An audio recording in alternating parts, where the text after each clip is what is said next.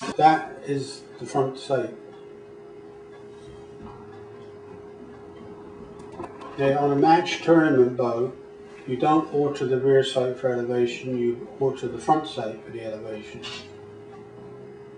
So that's raising and lowering everything right now? Yeah, it's raising it right now. And that, by raising it, you're lowering the point of aim. It's the exact opposite to a rear sight. Rear sight, you raise it to raise the elevation. When you do it on the front sight, you have to lower the front sight to raise the elevation. It's micrometer adjusting, which the threaded section on it is micrometer thread. It also moves left to right, or right to left. And this particular bow is it's a multi-purpose bow, although I don't like building faulty multi-purpose bows. I much rather to have a dedicated bow, i.e. like an 18 meter bow, 35, 45, 55, 65 meter. So in other words, indoor, outdoor. 18 meters is normally shot indoor, but this particular one we can shoot all distances with it. Well, how is that different from just the one 18 meter? Well, an 18 meter you wouldn't have any elevating and depressing on the front sight. You just have left to right movement, because once you built the bow, you build the sights to 18 meters. Okay. Right. You got to have a set distance between your front and rear sight. Okay. Okay, which under the World Crossbow Organization is 730 millimeters from globe to globe. You mean from globe to globe? Front sight aperture, rear sight aperture. That's all you can have. You can have it closer, obviously, but you can't have it further apart. Further apart you have, apparently makes it more accurate. Makes it more stable, in other words. Right? I mean, some guys just stick their front sight on the front main. But that can create error. Now this is what is known as a shoot-through prod. Because you're going through the hole. So you're shooting the bolt through the hole. Oh, excuse me, through the hole. There's a two-piece limb. This particular one pulls 90 pounds at the given raw weight, which is 14.5 inches. And the prod is constructed from bow tuff and bamboo. The laminations are bamboo and the riser is bamboo. It's glued together with smooth on epoxy.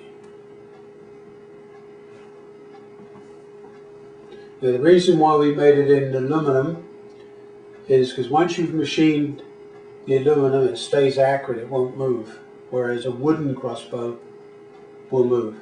Because it has more vibration, or why would the wooden one move? No, it's weather. Atmospheric. No matter what you do, it's like a rifle stock, wooden rifle stock. No matter what you do to it, it will move.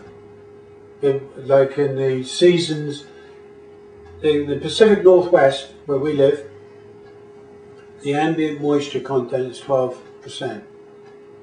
Now, if you go up country, up to around Clinton, and places like that, your moisture content in your stock will drop. No matter what you do to it, you can seal it, it'll still do it.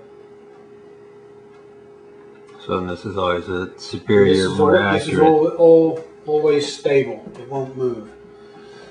Now the plastic in this barrel, actually in the stock, is the barrel itself. I have no idea what it is. I haven't got a clue.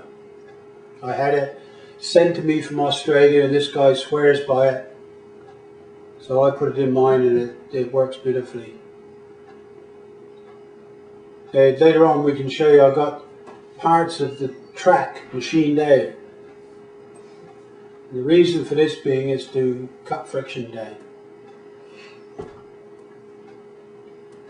Because that'll keep it more accurate as it's being released and keep the speed. It helps. It speeds it up as well. So you can only have it's 275 feet per second speed from your bolt. That's under the regulations.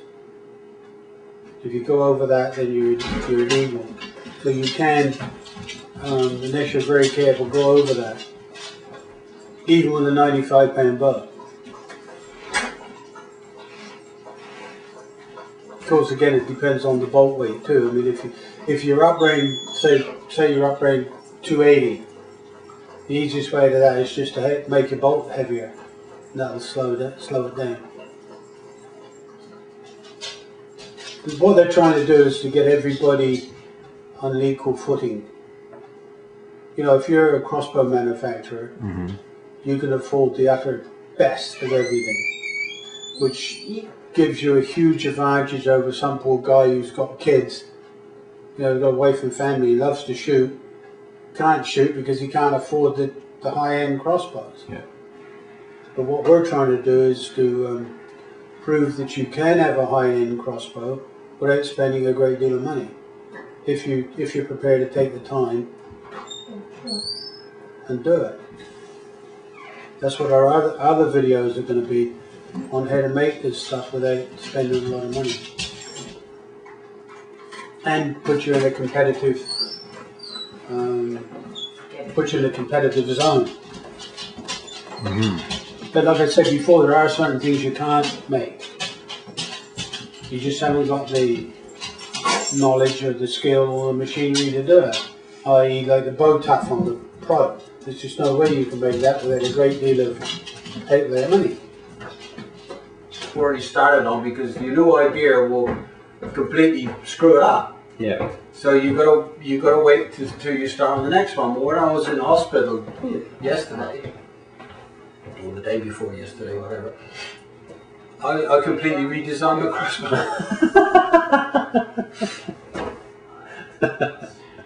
And that's the hard part of it, you know. I mean, if you I know some people can't understand that, but if you build crossbows, if you're a real crossbow builder, you're forever developing. You're forever trying to reinvent the wheel.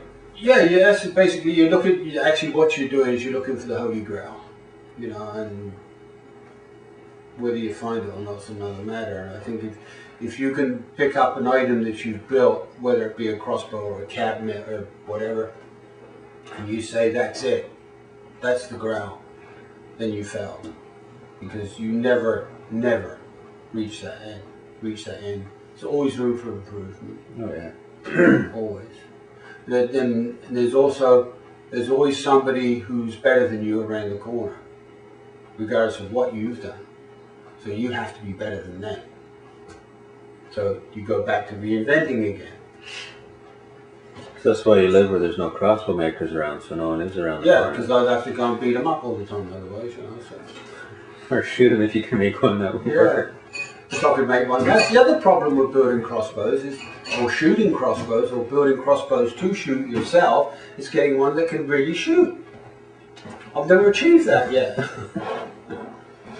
few decades later. Yeah. A little bit closer. 55 years later, and I still haven't got one that shoots. Something's wrong here. What are you doing in that shop? Just picking my ears and... Making tools to pick your ears? Yeah, making tools. Monty Python. And then something completely different. No, I'm not going to do it all totally on my own. We have to do it together, because that's... Sunshine Corner, always mighty fine. It's for children under 99. All our welcome seats are given free. Eastney Gospel Mission is the place for me. And that goes back way back to the Salvation Army days of the... Back 1940. Right. Because that's when I was a kid. We lived in an area in Portsmouth called Eastleigh. And it was about the lowest part of the town you could possibly get. I don't mean low end. I mean elevation. It was always getting flooded when the Solent would come in. And the Salvation Army were everywhere. No, it wasn't Salvation Army. No, it was a gospel mission. It was a gospel mission, but that's the Sally Ann, it's the same. No, it's not the same. Ooh, close enough. No, it's not. Alright.